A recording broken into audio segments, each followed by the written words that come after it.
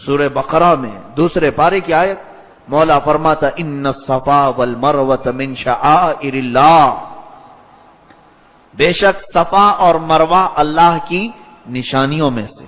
اس کا ترجمہ کسی بھی عالم کا ترجمہ اٹھا کر کے دیکھ لیں، میں صرف یہ نہیں کہتا ہوں کہ سنی ترجمے کی بات، کوئی اگر دوسرے مکتبہ فکر کا ترجمہ بھی اٹھا کر دیکھیں گے لکھا گیا ہوگا صفا اور مروہ اللہ کی نشانیوں میں سے ہیں۔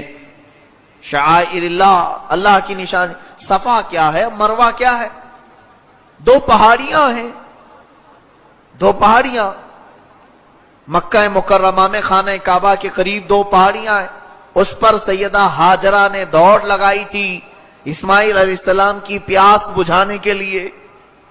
7 چکر وہ دوڑی تھی ان پہاڑیوں پر، صفا سے مروہ، مروہ سے صفا، صفا سے مروہ، مروہ سے صفا، دوڑتی رہیں، تب جا کر زمزم کا پانی قریب کعبے کے نکلا۔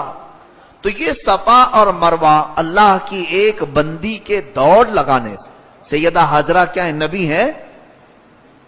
وہ نبی نہیں ہو سکتی، عورت ہیں، ہاں ولیہ ہیں، اللہ کی ایک پاکیزہ برگزیدہ نبی کی ولی ہیں، نبی کی زوجہ ہیں اور نبی کی ماں ہیں، وہ ساری فضیلت ان کے ساتھ ہے، لیکن اس ایک پاکیزہ خاتون کے دوڑ لگانے سے صفا اور مروہ کو اللہ فرماتا ہے اللہ کی نشانیاں ہیں، اللہ کی نشانیاں ہیں، ان کا احترام کرو۔ اور قیامت تک آنے والے حاجیوں کو بھی کہا گیا تم بھی دوڑو ویسے ہی، میری بندی کا دوڑ لگانا مجھے پسند ہے، اور جو بھی حج کے لیے آئے یا عمرہ کرے اس پر دوڑ لگانا اس کے لیے واجب ہے، صفا مروہ پر۔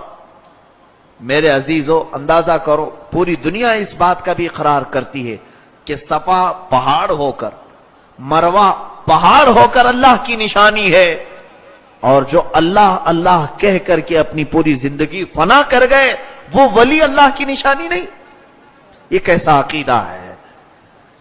وہ اولیاء کاملین جنہوں نے اپنی زندگی رب کی یاد میں فنا کر دی، وہ ہمارے لیے اللہ کی نشانیاں نہیں؟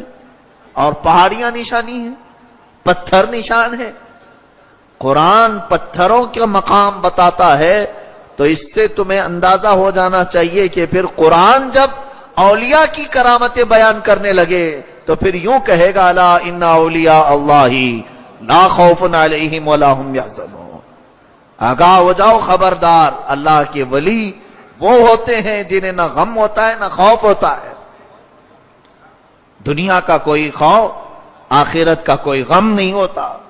عزیزان گرامی وقار، یہاں عقیدوں کو سنبھالنے کی بھی ضرورت ہے۔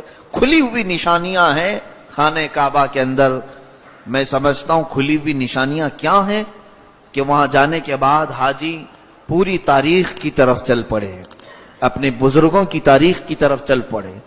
یہی تو نشانیاں ہیں جو اسے سنبھالا دیتی ہیں، اسے اتحاد و اتفاق کی دعوت دیتی ہیں۔ کس طرح کی؟ حضور اکرم صلی اللہ علیہ وسلم کی محبت سکھاتی ہیں، وہاں اتنی نشانیاں